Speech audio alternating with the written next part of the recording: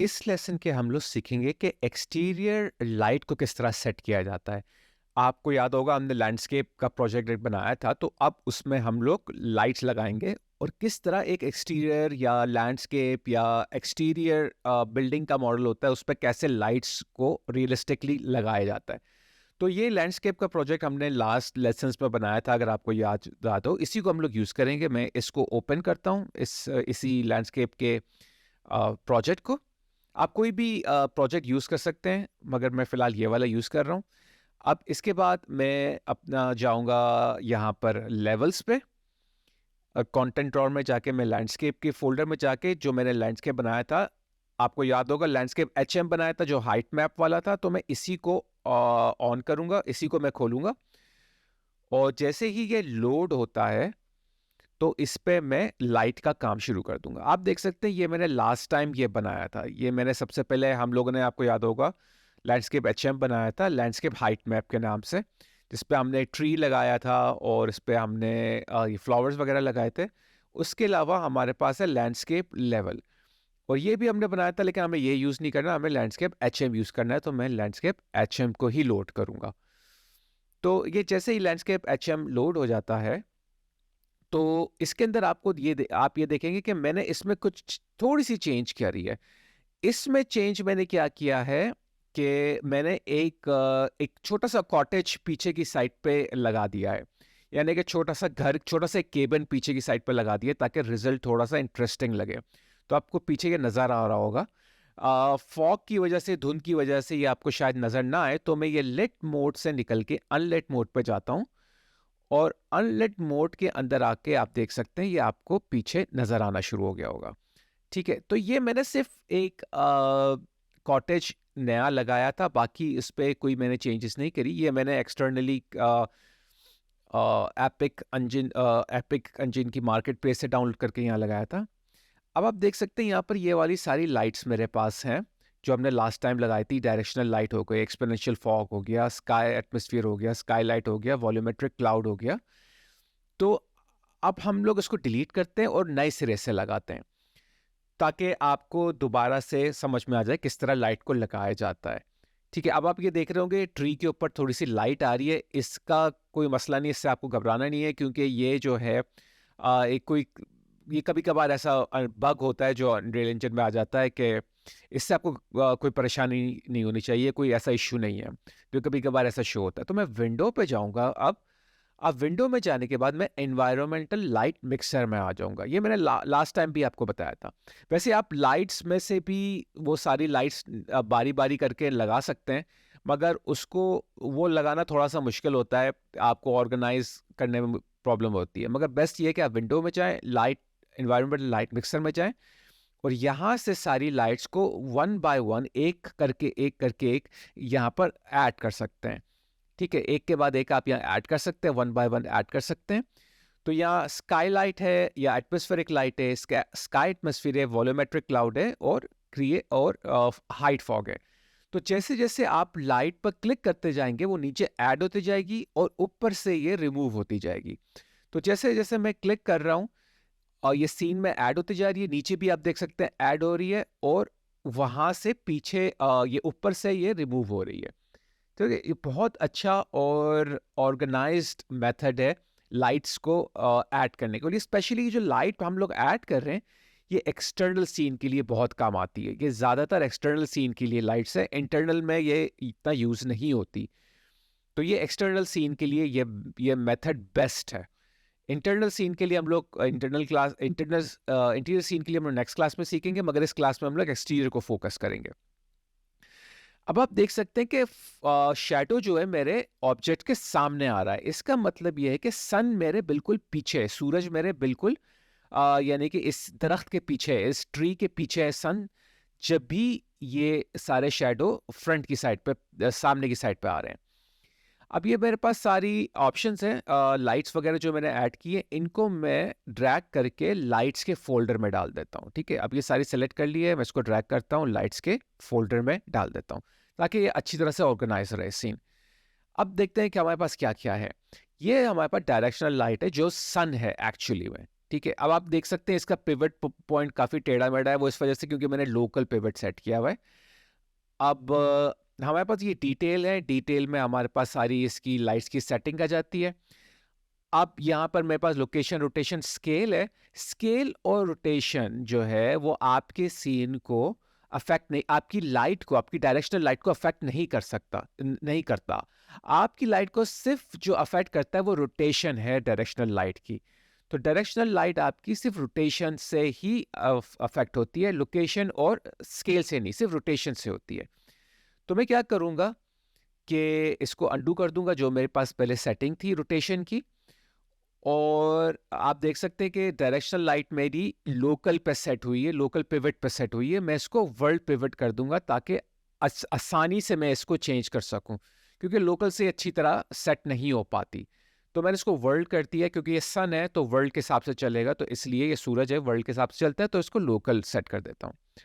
तो मैं जब इस डायरेक्शन लाइट को लूंगा और अपने कीबोर्ड पे ई का बटन प्रेस करूंगा, जैसे कि रोटेशन का जो होता है ऑप्शन, तो मैं इसको जब रोटेट करूंगा तो ये रोटेट होगी। स्केल और लोकेशन आप जैसे देख सकते हैं कि ये लोकेशन और स्केल से कोई इस पर फर्क नहीं पड़ेगा, इस पे जो फर्क पड़ेगा वो सिर्फ रोटेशन से पड़ेगा।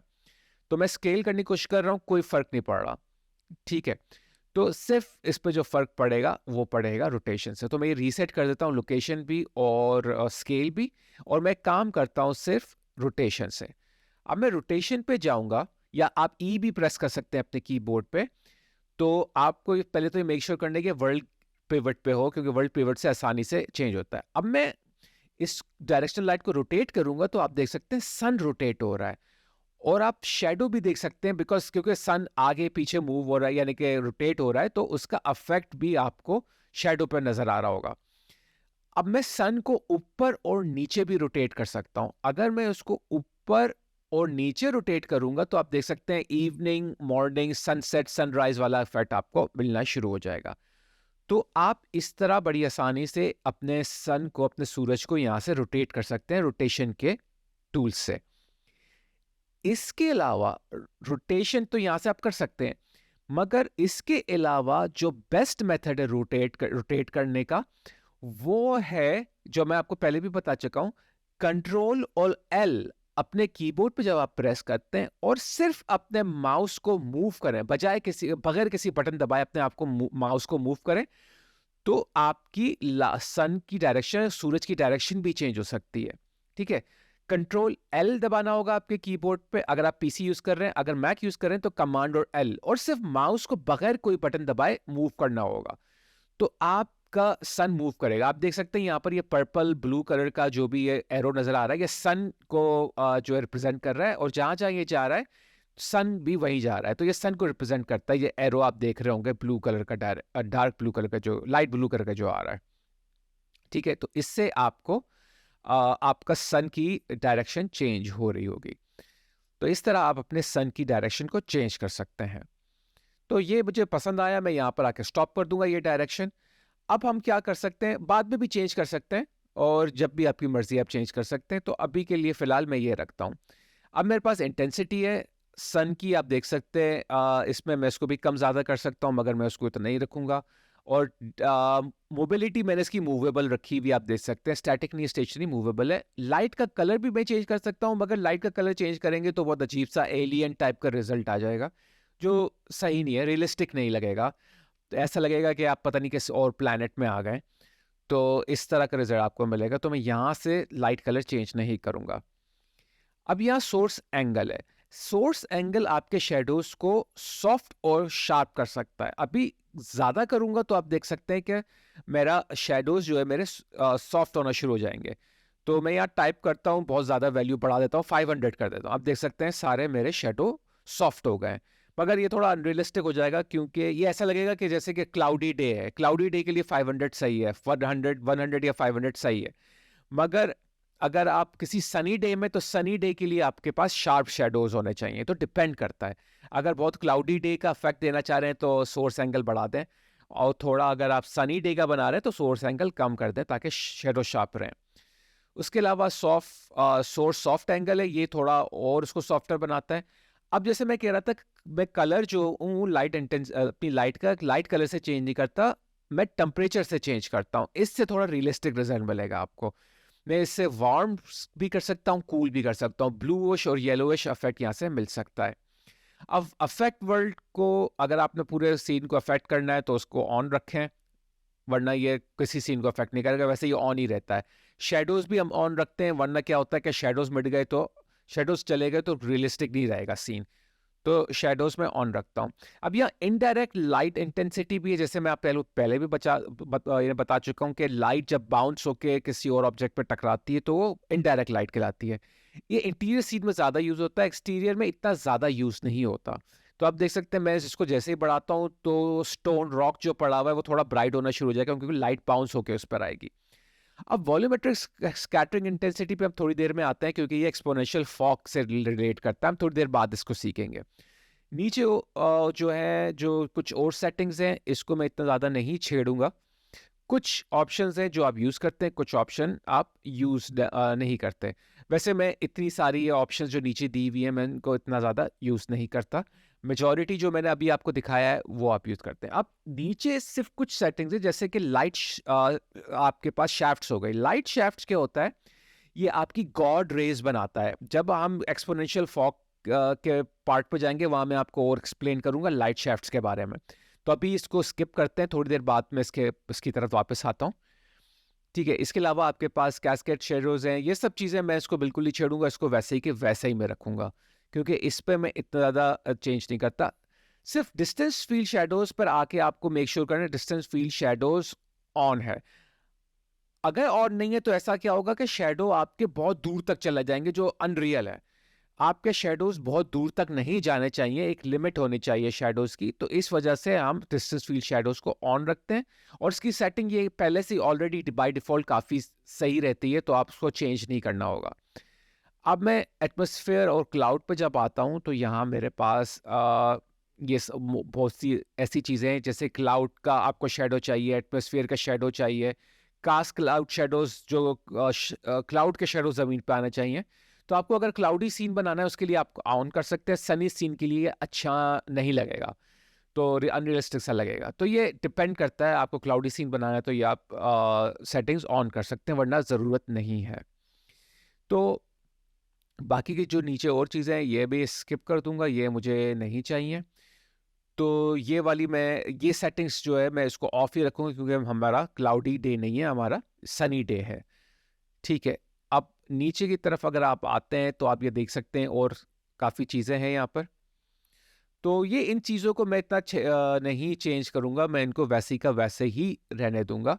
और इसको चेंज करना भी नहीं चाहिए, क्योंकि फिर काफ़ी रिजल्ट अनरियलिस्टिक हो जाता है, और गलती से अगर आप चेंज कर देते हैं फिर आपको पता नहीं चलता क्या चेंज हो गया, तो बड़ी प्रॉब्लम होती है उसको दोबारा अपनी जगह पे वापस लाने के लिए। तो बेहतर ये है कि आप इतना ज़्यादा इसको डीप डाउन डिग ना करें, इसको इतना ज़्यादा जो है इन चीज़ों को चेंज ना करें, इनकी ज़्यादा आपको परेशानी नहीं होनी चाहिए इन चीज़ों के लिए। ठीक है, अब ये हमारा जो डायरेक्शनल लाइट है ये सेट हो गई, ये हमारा एक तरह से एक सन है, ये हमारा सूरज है एक तरह से, और हमारा सूरज जो है वो सेट हो गया है। अब चेक कर लेते हैं कि हमारी रे ट्रेसिंग ऑन है, तो मैं यहाँ ऊपर टाइप करता हूँ रे और चेक कर लेता हूँ रे ट्रेसिंग सारी ऑन है, सब सही है, सब सेट है, तो कोई इशू नहीं है, मेरी सारी रे ट्रेसिंग ऑन है। मगर अगर आप यहाँ देख सकते हैं कि कास्ट रे शेडोज जो है वो मेरा यूज प्रोजेक्ट सेटिंग में, मगर मुझे याद नहीं पड़ता कि मैंने यूज प्रोजेक्ट सेटिंग यानी प्रोजेक्ट सेटिंग्स में रे ट्रेस ऑन करके रखा है। अब आप रिजल्ट देख सकते हैं इतना अच्छा नहीं आ रहा, इसका मतलब ये कि प्रोजेक्ट सेटिंग्स में रे ट्रेस ऑन नहीं है। तो पहले मैं यहाँ पर जाके चेक करता हूँ, यूज प्रोजेक्ट सेटिंग में जाता हूँ, और मैं प्रोजेक्ट सेटिंग में जाके रे ट्रेस मुझे ऑन करना पड़ेगा, मगर अभी ऑन नहीं है तो आपको रे ट्रेसिंग का रिजल्ट अच्छा नजर नहीं आ रहा होगा। अगर मैं यहाँ जाके इनेबल करता हूँ तो जैसे ही इनेबल करूंगा आप देखेंगे शेडोज और ज्यादा अच्छे हो गए हैं। इसका मतलब ये कि प्रोजेक्ट सेटिंग्स में ऑन नहीं था। तो मैं जैसे ही इसको वापस प्रोजेक्ट सेटिंग पर आता हूं तो रिजल्ट दोबारा से थोड़ा अनरियलिस्टिक हो जाता है। तो मैं एडिट पे जाऊंगा, प्रोजेक्ट सेटिंग्स में जाऊंगा, और वहां जाके मैं रे ट्रेसिंग को ऑन कर दूंगा, क्योंकि यहां से ऑन नहीं है। जैसे मैंने रे ऊपर लिखा है मैं हार्डवेयर रे ट्रेसिंग पे आ जाऊंगा, ये आप देख सकते हैं, जैसे लास्ट टाइम मैंने आपको बताया था, ये बीच की जो 3 सेटिंग्स होती है, रे ट्रेस शेडोज, रे ट्रेस स्काईलाइट और टेक्सचर एलओडी, ये सब ऑन कर दूंगा। इससे रे ट्रेस ऑन हो जाएगा। बाकी चीज़ें जो है वो ऑप्शनल है। जैसे कि लूमन के लिए यूज़ हार्डवेयर रे ट्रेसिंग, वो भी मैं ऑन कर देता हूँ ताकि थोड़ा सा अच्छा और रिजल्ट आ जाए, मगर ज़रूरी नहीं है इसको ऑन करना। कंप्यूटर की ये मेमोरी थोड़ी सी कंज्यूम कर लेता है, तो अगर अच्छा कंप्यूटर तो ऑन कर लें, वरना आपको इसको ऑन करने की ज़रूरत नहीं, सिर्फ ये बीच की जो 3 वैल्यूज़ थी वो ऑन करना था। तो बाकी चीज़ें ऑप्शनल हैं, मैं वैसे फिर भी ऑन कर देता हूँ इसको। और नीचे अगर आप आते हैं तो और थोड़ी सी सेटिंग्स से देखते हैं, यहाँ और कुछ है। यहाँ आप देख सकते हैं नीचे मेरे पास मॉडलिंग मोड टूल्स है, तो इसमें भी ये ऑप्शन, ये भी ऑप्शनल है। ये भी आपको इतना ज़रूरी नहीं है इसको ऑन करना, क्योंकि अगर आप इसको ऑन करते हैं ये थोड़ी सी मेमोरी कंज्यूम कर लेता है, और ये ऑप्शनल ऑप्शनल भी है। इतना इससे रिजल्ट में बहुत ज़्यादा फर्क नहीं पड़ता। ये मॉडलिंग टूल्स के लिए यूज़ होता है कि जैसे आप कोई चीज़ मॉडल करते हैं, उस पर रे ट्रेस फौरन अफेक्ट कर देता है, तो इस वजह के लिए। अब हम लोग लूमन को चेक करते हैं कि लूमन ऑन है या नहीं। वैसे बाय डिफॉल्ट लूमन हमेशा ऑन रहता है। अनरियल इंजन 5.1 से बाय डिफॉल्ट ऑन रहता है। पुराने वर्जन में बाय डिफॉल्ट ऑन नहीं होता, तो पुराने वर्जन यूज कर रहे हैं तो आपको लूमन में जाके डायनेमिक ग्लोबल इल्यूमिनेशन मेथड में लूमन को ऑन करना होगा, और रिफ्लेक्शन मेथड में भी लूमन को ऑन रखना होगा अगर पुराना वर्जन है, वरना ये बाय डिफॉल्ट वैसे ऑन रहते हैं। तो यहाँ पर आप देख सकते हैं हाई क्वालिटी ट्रांसल्यूसेंसी रिफ्लेक्शंस भी ऑन कर देता हूँ कि अच्छा रिजल्ट आए। अब मैं रीस्टार्ट करूंगा, सेव करूंगा सारी चीज़ें। अब रे ट्रेस जो है वो ऑन हो चुका होगा। अगर इस टाइम पे मैं प्रोजेक्ट सेटिंग्स को रखता हूं तो इसका मतलब है कि वो रे ट्रेस ही यूज करेगा। ठीक है, अब मैं लैंडस्केप HM पे जाता हूं, जो लैंडस्केप हाइट मैप है मेरा। इसको मैं यहाँ से बंद कर देता हूँ। अब आप देख सकते हैं कि रिजल्ट अच्छा आ रहा है, रे ट्रेस के साथ शेडोज आ रहे हैं। आप फ्लावर्स पे चेक करें कितने अच्छे सॉफ्ट शेडोज आ रहे हैं। ठीक है, तो अब मैं रे पे दोबारा जाता हूँ, डायरेक्शन लाइट पे। आप देख सकते हैं कि मेरा प्रोजेक्ट अब रे ट्रेसिंग हो चुका है, तो अच्छा रिजल्ट अब मुझे आना शुरू हो गया। तो मैं इसको डिसेबल करके एक दफ़ा देख भी लेता हूँ कि डिसेबल करने के बाद कैसा रिजल्ट होता है और एनेबल के बाद कैसा आता है। तो आप देख सकते हैं कि कितना अच्छा रिजल्ट अब आना शुरू हो जाएगा, हो गया है। आप फ्लावर को चेक करें, स्पेशली फ्लावर्स को चेक करें किस तरह कितना अच्छा रिजल्ट फ्लावर्स पे आ रहा है, और दूसरी चारों तरफ भी आप देख सकते हैं अच्छा रिजल्ट आ रहा है। ठीक है, अगर आप यहाँ देख सकें कि इस रॉक के ऊपर थोड़ा सा इश्यू आ रहा है शैडोज का, उसका मसला ये है कि ये यहाँ पर मैं इस ये रॉक जो यूज कर रहा हूँ ये नए नाइट है। नए नाइट के शैडोज अच्छे इसलिए कभी कभार नहीं आते रेट रेस की वजह से, क्योंकि ये हाफ जो है डबल साइडेड शैडोज यूज करता है और हाफ सिंगल साइडेड यूज करता है। तो जब आप रेट रेस ऑन करते हैं शैडोज अजीब से हो जाते हैं। तो आपको क्या करना पड़ता है कि यहाँ पर एक ऐसी कमांड है जिसको आप ऑन जब करेंगे तो उस कमांड से सारे शैडोज डबल साइडेड बन जाएंगे, तो रे ट्रेस आपको इशू नहीं करेगा शैडोज की वजह से। तो सिर्फ आपको वो कमांड जो है यहाँ लगानी होगी। मैं कमांड जो है वो डिस्क्रिप्शन में भी लिख दूंगा, आप उसको कॉपी पेस्ट करके भी लगा सकते हैं, और नीचे आप उसको ऐसे ही लिख भी सकते हैं। सही है, तो इस तरह आपको अच्छा एक रिजल्ट मिल जाएगा। तो अब आप अगर आपको इस तरह का ये रिजिड सा और अजीब से शेडोज नजर आना शुरू हो जाते हैं आपके नए नाइट, स्पेशली आपके नए नाइट ऑब्जेक्ट से जो क्विकसिल ब्रिज से आते हैं, आप ये कमांड यहाँ इस जगह पर लिखें। ठीक है, अगर यहाँ नहीं लिखनी तो आप क्या कर सकते हैं, आप आउटपुट लॉग में जाके भी लिख सकते हैं, या कमांड में भी लिख सकते हैं, या आउटपुट लॉग में जाके नीचे भी लिख सकते हैं इस जगह पे। ठीक है, तो मैं आपको कमांड दिखाता हूँ, मैंने नोटपैड पे पहले से लिख के रखी हुई है, यहाँ से कॉपी पेस्ट कर लेते हैं बजाय टाइप करने के। यहाँ है r.raytracing.shadows.enable two-sided geometry space 0। Space 0 का क्या मतलब होता है? 0 हम उस वक्त लगाते हैं जब किसी चीज को ऑन करना होता है, तो मैं 0 यहाँ पर लगा दूंगा, तो इसका मतलब है कि ये ऑन हो जाएगा।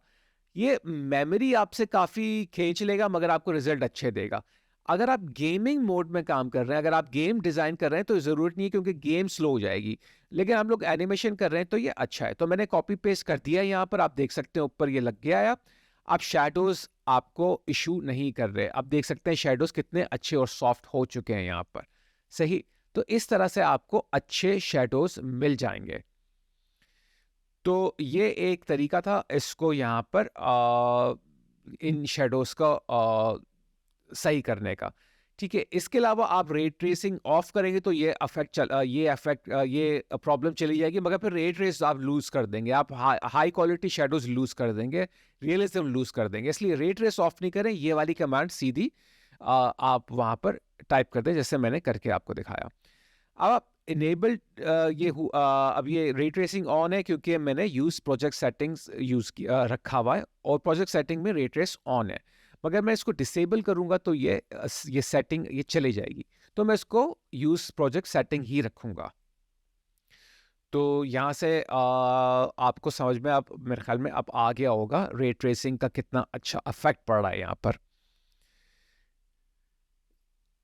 अब देखते हैं कि हम आगे इसको और किस तरह मज़ीद अच्छा बनाते हैं। तो पहले मैं एक एंगल सेट कर देता हूँ। अब मैंने ये एक एंगल यहाँ पर सेट कर दिया है। अब आप देख सकते हैं कि जब मैं अपना सीन मूव कर रहा था, तो लाइट की जो इंटेंसिटी है, ब्राइटनेस जो है, वो ऑटोमैटिकली कभी कम, कभी ज़्यादा हो रही है। उसकी वजह ये है कि मेरा जो एक्सपोज़र है, वो ऑटो पे है। जिस तरह आपके डीएसएलआर या कैमरे पे ऑटो पे होता है और जैसे आप सूरज के करीब जाते हो, किसी और लाइट के करीब जाते हो, तो आपका जो एक्सपोजर है सीन का वो ऊपर नीचे होना ऑटोमेटिकली शुरू हो जाता है। तो मैं क्या करूँगा, विजुअल इफेक्ट्स में जाके पोस्ट प्रोसेस वॉल्यूम लगाता हूँ, यहाँ पर ड्रैग करके ड्रॉप करता हूँ, जिससे मैंने लास्ट टाइम आपको बताया था। तो अभी तो पोस्ट प्रोसेस वॉल्यूम इस जो जो इस बॉक्स में चीज़ें आ रही हैं उसी को अफेक्ट करेगा, मगर मगर मुझे इन्फिनिट करना है।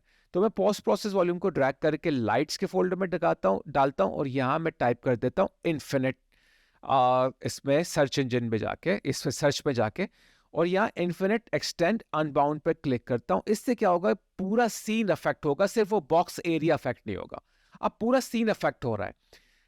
अब ये मैंने लास्ट लेसन में भी आपको बताया था किस तरह ये किया जाता है। तो आपको एक्सपोजर की ऑप्शन में जाना होगा, मीटरिंग मोड में जाके ऑटोमेटिक एक्सपोजर से निकल के मैनुअल पे जाना होगा। अब यहाँ पर मैं एक्सपोजर कंपनसेशन में जाके थोड़ी वैल्यू बढ़ा देता हूँ। मैं यहाँ पर पहले 5 रखता हूँ, 5 थोड़ा कम है, 10 रखता हूँ, 10 भी थोड़ा कम नज़र आ रहा है। मैं 12 रख के देखता हूँ और देखते हैं 12 काफ़ी ज़्यादा हो गया है। 11 करके देखता हूँ, 11 मेरे ख्याल में 11 सही है, तो मैं एक्सपोजर की सेटिंग 11 रखता हूँ। अब मैं जहाँ जहाँ अपना कैमरा लेके जाऊँगा और कोई एक्सपोजर एक्सपोजर मेरा जो एक्सपोजर है, अब वो ऑटोमेटिकली चेंज नहीं होगा। अब कुछ और सेटिंग्स करते हैं, पहले मुझे ये सब मैं इसको कोलैप्स कर लेता हूँ, ताकि एक करके हम लोग जो है एक एक करके इन सब चीज़ों को इसको सेट करते हैं। अगर आपको याद होगा, लास्ट लेसन में मैंने आपको पूरा डिटेल में पोस्ट प्रोसेस वॉल्यूम के बारे में बताया था। अब अगर आपने वो वीडियो नहीं देखी तो आपको उसको जाके दोबारा देखें उस लेसन को, आपको पोस्ट प्रोसेस वॉल्यूम के बारे में सब समझ में आ जाएगा। अब पोस्ट प्रोसेस वॉल्यूम में हम सेटिंग किस तरह करते हैं वो आपको पता चल जाएगा। अब एक्सपोनेंशियल फॉग क्या होता है, एक्सपोनेंशियल फॉग देखते हैं। मैंने एक्सपोनेंशियल फॉग को सिलेक्ट यहाँ से कर लिया है। ये आपके सीन में रियलिस्टिक फॉग लगाता है, क्योंकि रियलिटी में हमेशा फॉग्स होते हैं। अब जैसे यहाँ इस पिक्चर में देखते हैं, आप पीछे वाली साइड को देखें तो ये काफ़ी फेडेड नज़र आ रही है, पीछे वाली साइड, पीछे वाली बिल्डिंग। वो इसलिए क्योंकि हमेशा रियलिटी में जो चीज़ दूर होती है आपकी आंखों से या कैमरे के लेंस से, वो थोड़ी फॉगी होती है। इस वजह से वो सैचुरेशन कम हो जाती है। यहाँ पर भी आप देख सकते हैं जो जो चीज़ दूर है वो थोड़ी फॉगी हो रही है, यानी कि उसकी इंटेंसिटी या उसका कॉन्ट्रास्ट जो है वो थोड़ा कम हो रहा है। तो इसी तरह का रिजल्ट ये एक्सपोनेंशियल फॉग देता है, मगर आपको इसको कंट्रोल करना होता है, थोड़ा रियलिस्टिक बनाना होता है। तो पहले इसको मैं एक्सपोनेंशियल हाइट फॉग को सिलेक्ट करता हूँ और देखते हैं इसमें कौन सी सेटिंग्स हैं जो इम्पोर्टेंट हैं, जिनको चेंज करना ज़रूरी होता है, और कौन सी आप स्किप भी कर सकते हैं। अब देखते हैं क्या क्या इम्पोर्टेंट है यहाँ पर। सबसे पहले तो आपको एक्सपोनेंशियल फॉग हाइट पे जाके वॉल्यूमेट्रिक फॉग को ऑन करना होता है। तो मैंने सर्च पे वॉल्यूमेट्रिक फॉग लिखा है, तो यहाँ पर मैं वॉल्यूमेट्रिक फॉग को ऑन कर दूंगा। जैसे ही मैं ऑन करूंगा मुझे बहुत अच्छा रिजल्ट मिलेगा। ये आप देख सकते हैं रिजल्ट बड़ा अच्छा है, मगर बहुत स्ट्रांग आ रहा है, फॉग बहुत ज्यादा हो गया है। तो जो सन की जो रोशनी है, जैसे ब्लूइश येलोइश जो सन की रोशनी होती है, उसके हिसाब से काम कर रहा है ये। काफ़ी अच्छा रिजल्ट आपको मिलना शुरू हो जाएगा। मगर ये कुछ ज़्यादा ही फॉग हो गया है, तो आप इसको चेंज कर सकते हैं, फॉग को कम ज़्यादा भी कर सकते हैं। तो उसको आप उसकी आपको परेशानी की कोई ज़रूरत नहीं है, परेशान होने की उसके बारे में कोई ज़रूरत नहीं है। तो अब मैं इसको यहाँ से क्रॉस करता हूँ और यहाँ पर आके एक्सपोनेंशियल हाइट फॉग कंपोनेंट में जाके फॉग डेंसिटी को कम ज़्यादा करता हूँ। तो जैसे मैं कम करूँगा, आप देख सकते हैं रिजल्ट आपका कम ज़्यादा हो रहा है। अब आपको देखिए पीछे फॉग भी है और आपको कॉटेज भी नज़र आ रहा है। तो और उसके अलावा फॉग डेंसिटी के अलावा हमारे पास फॉग हाइट फॉल ऑफ भी है। ये आपका फॉग कितना ज़्यादा ऊपर नीचे ज़मीन आसमान पे होना चाहिए, ये इसकी हाइट को सेट करता है। तो इससे यहाँ आप इसको चेंज भी कर सकते हैं। अगर फ़र्ज़ करें ऐसा हॉरर सीन बना रहे हैं तो आपको ज़्यादा फॉग डाल दें, नॉर्मल सीन बना रहे हैं कम फॉग डालें। तो मैं इसको थोड़ा-सा वैल्यू थोड़ी सी कम करता हूँ, 0.3 करता हूँ और फॉग डेंसिटी को मैं 0.001 कर देता हूँ। तो ये मुझे थोड़ा रिज़ल्ट 0.0005 कर देता हूँ, चलो ठीक है। अब ये जो है मैंने इसको सेट कर दिया, बाद में भी इसको कम ज़्यादा कर सकते हैं, तो अभी फ़िलहाल के लिए मैंने इतना कर दिया है। बाकी चीज़ों को हम लोग चेंज नहीं करेंगे क्योंकि बहुत अनरियलिस्टिक सा रिज़ल्ट आ जाता है। क्योंकि मेनली ये वॉल्यूमेट्रिक फॉग ऑन करते हैं और फिर वॉल्यूमेट्रिक फॉग ऑन करने के बाद चीज़ें चेंज करते हैं। अब ये देख सकते हैं मैं जब कलर चेंज कर रहा हूँ बड़ा अनरियलिस्टिक सा रिज़ल्ट आ रहा है, तो मैं इनको चेंज नहीं करूँगा। तो ये सब चीज़ें मैं वैसी के वैसी रखूँगा, इनको मैं चेंज नहीं करूँगा। जो जैसा है मैं उसको वैसे ही रखूँगा। वॉल्यूमेट्रिक फॉग ऑन करने के बाद हाइट फॉग और फॉग डेंसिटी और फॉग हाइलाइट को आप चेंज करते हैं। उसके अलावा आपके पास आता है वॉल्यूमेट्रिक फॉग के नीचे, जहाँ से मैंने आपको याद होगा मैंने ऑन किया था वॉल्यूमेट्रिक फॉग, उसके नीचे स्कैटरिंग डिस्ट्रीब्यूशन आती है। स्कैटरिंग डिस्ट्रीब्यूशन क्या करता है? आप देख सकते हैं यहाँ पर सूरज आपको यहाँ से नज़र आ रहा होगा। ठीक है, ये डायरेक्शनल लाइट है वैसे आपकी। तो स्कैटरिंग डिस्ट्रीब्यूशन करता क्या है? अब भी मेरे पास स्कैटरिंग डिस्ट्रीब्यूशन वो 0.2 है। तो मैं वैसे सन का थोड़ी डायरेक्शन चेंज करता हूँ, कंट्रोल एल से, और माउस को मूव करता हूँ ताकि थोड़ा सन सामने की तरफ आए। तो आप देख सकते हैं मैं स्कैटरिंग डिस्ट्रीब्यूशन को जब कम करता हूँ तो फॉग जो है वो चारों तरफ फैलना शुरू हो जाता है। फॉग जो है वो इवनली चारों तरफ डिस्ट्रीब्यूट हो जाता है। मगर जब मैं इसको इंक्रीज करता हूं तो फॉग जो है वो सूरज की तरफ चला जाता है। फॉग जितना मैं कम करूंगा वो इवनली फॉग जो है पूरी जगह फैल जाएगा। जितना मैं वैल्यू को बढ़ाऊंगा वो सूरज की तरफ जाता शुरू हो जाएगा। ठीक है, तो अगर आपको फॉग जो है ज्यादा सूरज की तरफ चाहिए तो आप स्कैटरिंग डिस्ट्रीब्यूशन को ज्यादा बढ़ा दें, 0.9 कर दें। पर ज्यादा बढ़ाने से फायदा ये होगा कि सूरज से फॉग निकलेगा जो आपको एक इंटरेस्टिंग गॉड रेज इफेक्ट भी दे सकता है। जब वो लाइट छन के किसी चीज के थ्रू जाएगी ना, जैसे ट्री के थ्रू जाएगी, विंडो के थ्रू जाएगी, तो काफी रियलिस्टिक सा और गॉड रेज टाइप का रिजल्ट आएगा, जो बाद में मैं आपको और समझाता हूँ किस तरह होता है।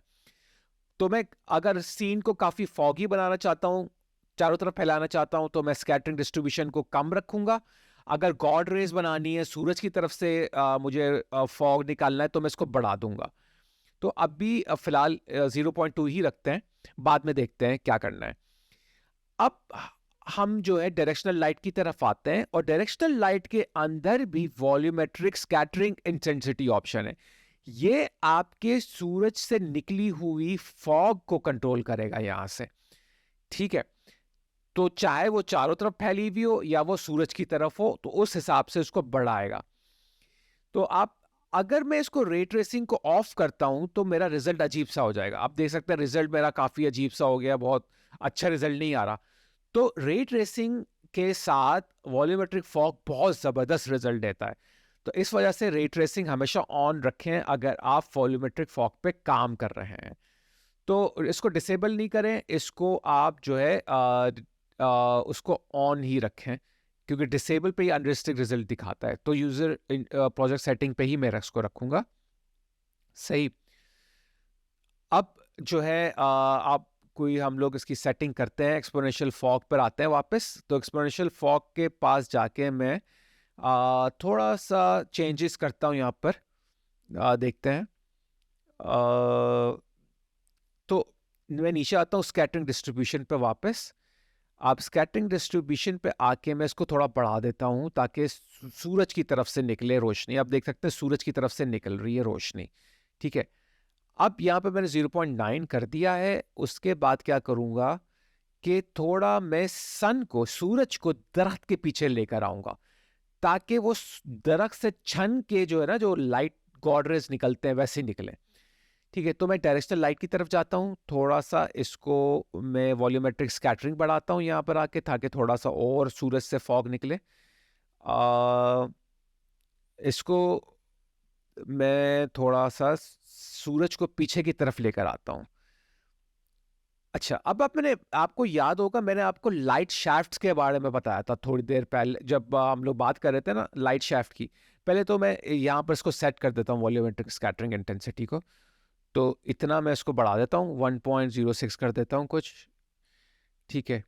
तो या फिर तो मेरे ख्याल में थोड़ा सा बढ़ा देना चाहिए, तो मैं 2 कर देता हूँ, ठीक है। अब मैंने आपको लाइट शैफ्ट्स के बारे में बताया था डायरेक्शनल लाइट के अंदर।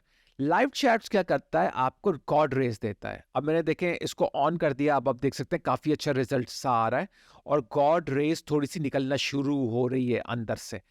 मगर मैं इसको थोड़ा और बढ़ा सकता हूँ, इसकी वैल्यूज यहाँ से ऑन करके, ठीक है। ऑक्लूजन मास्क डार्कनेस जो है वो उसकी थोड़ी ब्राइटनेस को बढ़ाता है। डेप्थ रेंज भी थोड़ा सा उसको डीप, यानी डीप बनाता है। अब मैं लाइट शेफ्स ब्लूम को ऑन करता हूँ। जैसे ही मैं लाइट शेफ ब्लूम को ऑन करूंगा, आप देख सकते हैं गॉड रेस निकलना शुरू हो गई। मैं रेस को बढ़ा भी सकता हूँ, कम भी कर सकता हूँ, मगर आप थोड़ा इसको ओवरडू ना करें एक्साइटेड होके, वरना रिजल्ट अनरियलिस्टिक हो जाएगा। मगर आप देख सकते हैं कितना अच्छा रिजल्ट आ रहा है, छन के लाइट आ रही है सूरज की मेरे दर्द के पीछे से। तो ये लाइट शेफ्ट्स आपको ये गॉड रेस देती हैं। मगर एक्सपोनेंशियल फॉग का भी बड़ा काम है, उसके बगैर ये नहीं रिजल्ट आएगा, ठीक है। और एक्सपोनेंशियल फॉग की स्कैटरिंग डिस्ट्रीब्यूशन हाई रखें ताकि सूरज से ज़्यादा फॉग सूरज की तरफ चला जाए। तो या आप इसको, इसकी सेटिंग आप चेंज कर भी सकते, ज़्यादा करें कम करें, जहां आपको पसंद आना शुरू हो जाए करें। पहली बात तो यह है कि आपको हमेशा एक रेफरेंस की फोटो अपने साथ रखनी होती है ताकि आप उसको चेक कर सकें कि रियलिस्टिकली किस तरह की लाइट्स निकलती हैं और सीन लैंडस्केप किस तरह रियलिस्टिक लगते हैं। तो हमेशा रेफरेंस को काउंट किया करें। रेफरेंस के बगैर आपका सीन रियलिस्टिक नहीं बनेगा। कोई भी इमेज डाउनलोड कर लें इंटरनेट से इस तरह की, और रियल यानी कि रियल इमेज, और उसको थोड़ा रेप्लिकेट करने की कोशिश करें, उसको कॉपी करने की कोशिश करें यहाँ से। अब मैं अपने कैमरे मोड पर वापस जाता हूँ और थोड़ी सी यहाँ पर सेटिंग करता हूँ ताकि मुझे और अच्छा सा रिजल्ट मिलना शुरू हो जाए। पहले तो ये कि गॉड रेज नज़र नहीं आ रही इस कैमरे में, तो मैं कैमरे की सेटिंग थोड़ी चेंज करता हूँ, कैमरे का एंगल थोड़ा चेंज करता हूँ। तो मैं कैमरे के अंदर आ गया हूँ, कैमरे को मैंने सेट कर दिया है। अब मैं कैमरे से बाहर निकल के पहले एक काम ये करता हूँ, मैं एक नया कैमरा बनाता हूँ, ठीक है। उस वो ज़्यादा बेहतर रहेगा। तो मैं नया कैमरा बनाता हूँ। पहले तो मैं पर्सपेक्टिव मोड में आके इसको अपना कोई एंगल चूज़ करता हूँ, अच्छा सा कोई सेट किस्म का जो है ना सीन व्यू यहाँ सेट करता हूँ। तो मेरे ख्याल में इतना, ये थोड़ा सा देखते हैं, ये थोड़ा बेहतर लग रहा है। आप देख सकते हैं लाइट काफ़ी अच्छी आ रही है, ठीक है। अब मैं यहाँ बर्गर मेन्यू में आऊँगा, ठीक है, और क्रिएट कैमरा हियर में आ जाके सिने कैमरा एक्टर को चूज करूंगा। इससे क्या होगा कि मेरा कैमरा बन जाएगा यहाँ पर। अब ये जो सीन जो है जो मैं सीन देख रहा था उस वही सीन मेरा कैमरा सेट हो गया है।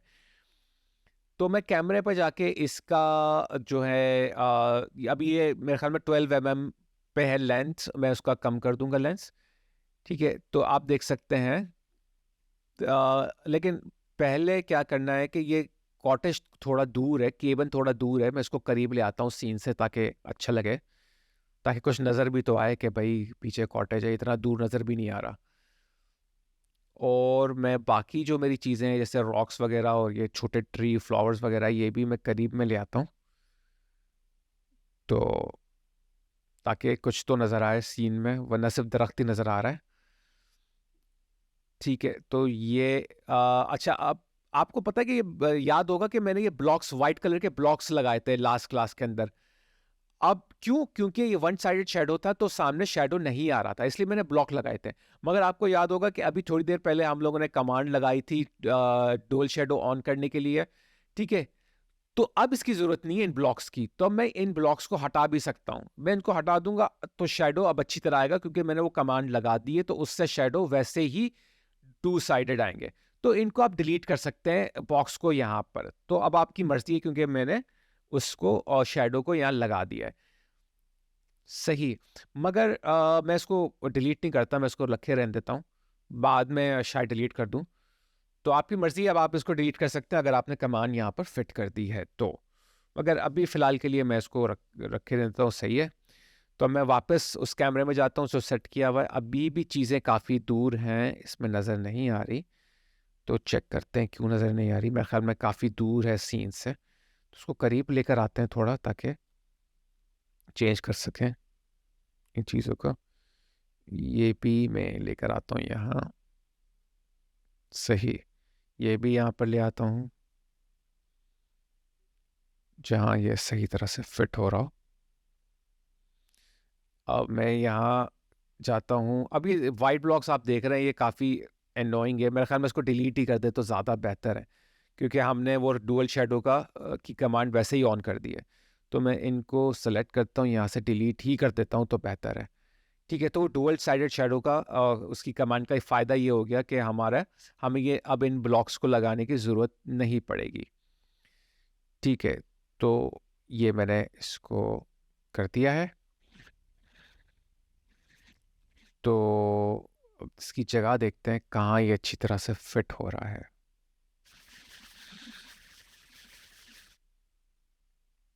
तो उसकी जगह अच्छी सी बना लेते हैं यहाँ पर। मेरे ख्याल में ये छोटा दरख्त जो है वो पीछे चला गया है। इसको थोड़ा बाहर की पीछे की तरफ लेकर आते हैं और ज़्यादा, ताकि नज़र तो आए कम से कम। तो हाँ, अब थोड़ा बेहतर नज़र आ रहा है। और ज़्यादा सेटिंग करते हैं इनकी।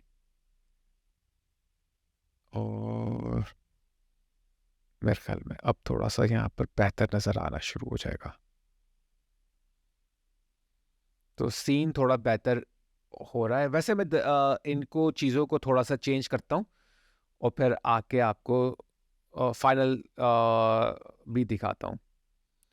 अच्छा, अब ये है कि ये 30 mm कर देता हूँ मैं इसको, 30 mm लेंस सेटिंग में जाके, ताकि ये थोड़ा मेरे पास डेप्थ ऑफ फील्ड भी आए, ताकि बैकग्राउंड थोड़ा सा ब्लर भी हो सके ना। क्योंकि 12 पे क्या होता है कि आप बैकग्राउंड को ब्लर नहीं कर सकते, तो डेप्थ ऑफ फील्ड नहीं आती। तो मैंने इसको 30 mm कर दिया है। तो 12 तो इस तरह सही तो लग रहा है, मगर बैकग्राउंड वो नहीं होगा। तो वाइड एंगल के साथ हम डेप्थ ऑफ फील्ड नहीं लगा सकते, बैकग्राउंड ब्लर नहीं कर सकते, 12 mm के साथ नहीं कर सकते, 30 mm के साथ कर सकते हैं। तो मैं सेट करता हूँ, फिर आपको आके दोबारा दिखाता हूँ।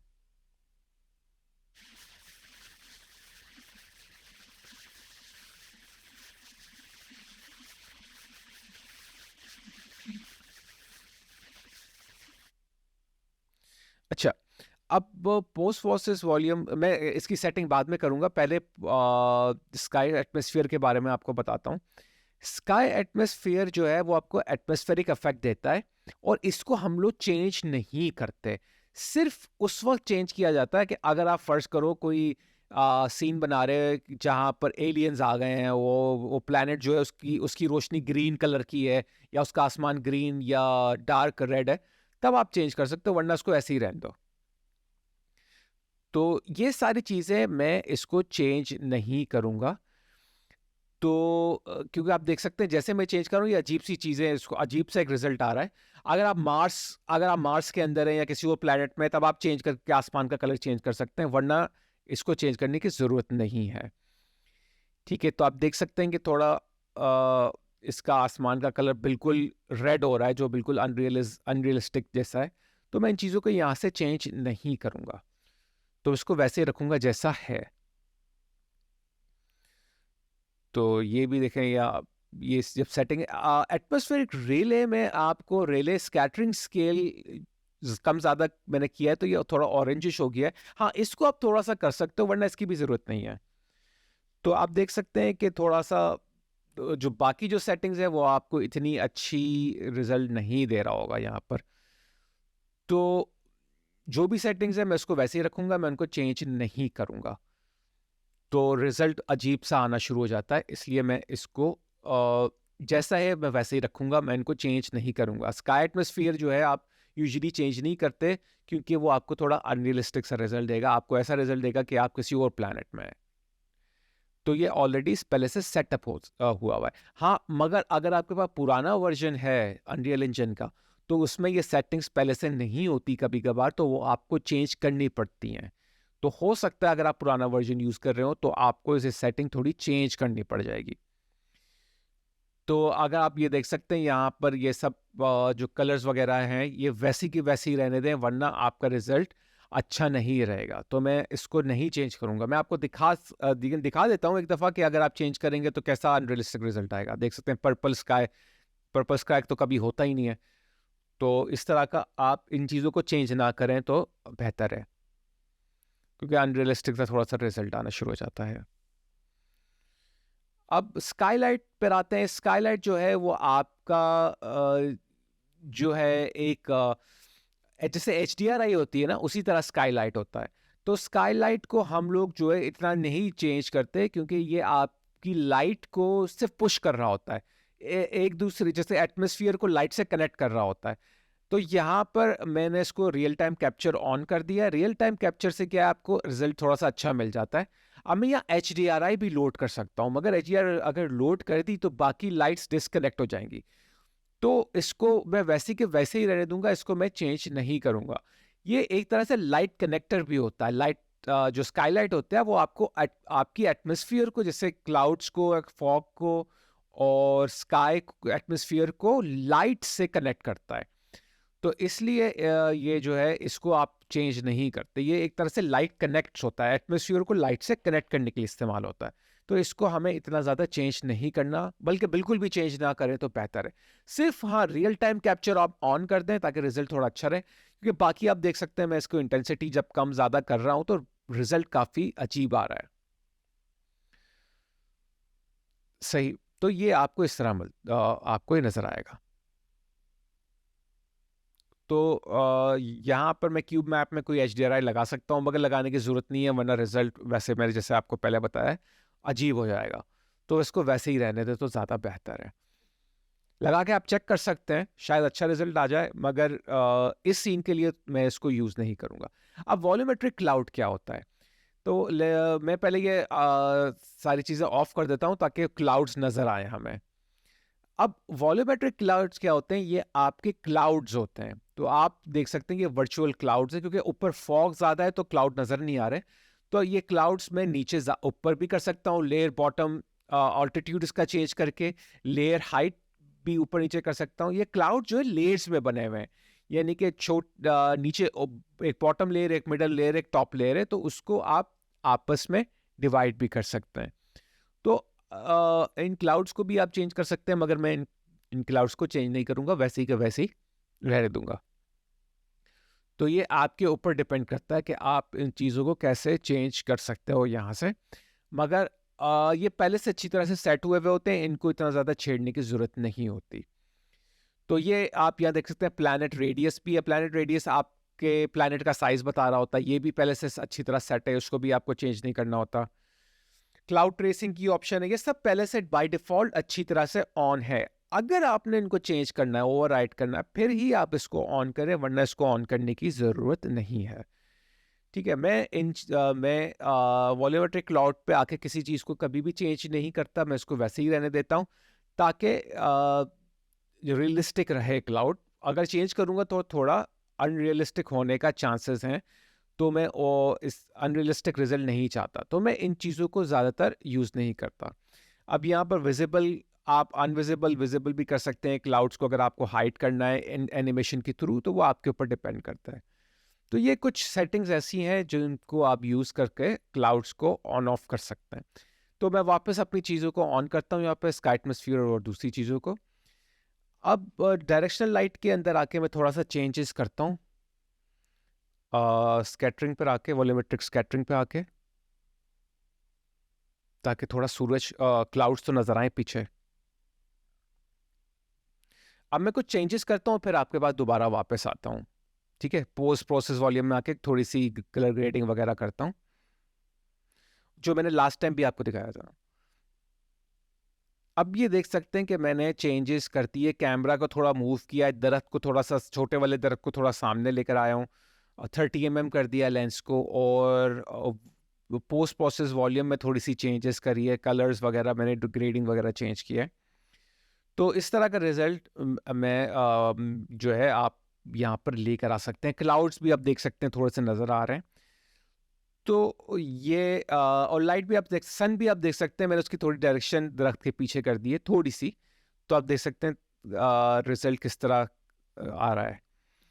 तो इससे आपको इस तरह का एक रिजल्ट नज़र आना शुरू हो जाएगा। तो कलर ग्रेडिंग में आके मैंने पोस्ट प्रोसेस वॉल्यूम में थोड़ी सी चेंज करी है, जैसे कॉन्ट्रास्ट चेंज किया है, आप देख सकते हैं यहाँ पर। ये सब आपके ऊपर डिपेंड करता है आपको किस तरह का सीन चाहिए, तो आप उन सब को यहाँ पर चेंज कर सकते हैं। तो मैंने ये कॉन्ट्रास्ट वगैरह सब चेंज किया, शेडोज़ वगैरह सारे चेंज किए हैं। तो इन सब चीज़ों को मैंने यहाँ पर थोड़ा सा चेंज करके रखा हुआ है। तो ग्लोबल सेटिंग्स हो गई आपकी, ये भी मैंने थोड़ा सा चेंज किया है।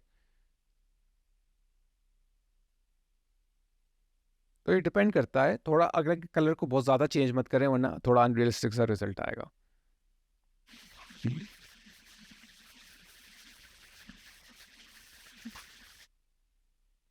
तो ये सिर्फ ट्रायल एंड एरर टाइप की चीज़ होती है, यानी कि आप उसको ट्राई करें, चेक करें, एरर यानी कि अच्छी रिजल्ट नहीं आ रहा, दोबारा सेटिंग चेंज करें, फिर दोबारा ट्राई करें, टाइम लगता है। तो इस चीज़ों को आप चेंज करें। दूसरी चीज़ मैंने यहाँ चेंज करी है फिल्म की। तो इसमें क्या होता है कि आप थोड़ा सा फेडेड लुक आ जाता है। फेडेड लुक की वजह से आप इनको दूसरे सॉफ्टवेयर में भी एडिट कर सकते हो, क्योंकि अगर फेडेड रिजल्ट है तो आप आसानी से दूसरे सॉफ्टवेयर जैसे कि आफ्टर इफेक्ट्स हो गया, प्रीमियर हो गया, डेविंची रिजॉल्व हो गया, उस पर भी आप कलर चेंजेस कर सकते हैं।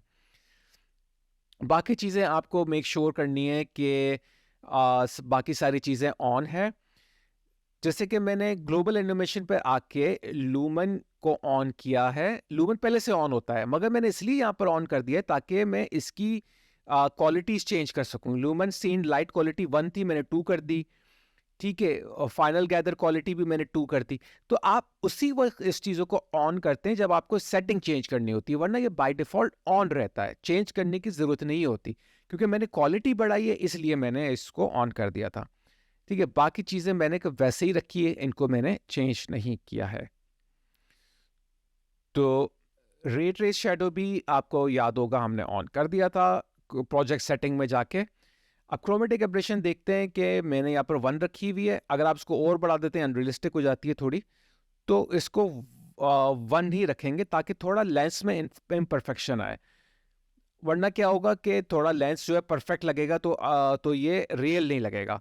तो थोड़ी इम्परफेक्शन इधर उधर लगानी होती है ताकि आपका सीन रियलिस्टिक लगे, क्योंकि रियलिटी में हर चीज़ परफेक्ट नहीं होती, इम्परफेक्शन होती है। उसके लिए आप ये इस तरह की चीज़ें, बैकग्राउंड ब्लर इफेक्ट हो गया, लेंस ब्लर इफेक्ट हो गया, आप उसको लगा दिया करें। ठीक है, तो इस तरह आप इन चीज़ों से एक इस तरह का सीन बना सकते हैं। तो उम्मीद है आपको ये एक्सटीरियर लाइट्स, लैंडस्केप लाइटिंग के बारे में अब समझ में आ गया होगा। अगर आपने अभी तक मेरे चैनल को सब्सक्राइब नहीं किया है तो बराए करम अभी कर लें और बेल आइकन को दबाना मत भूलिएगा।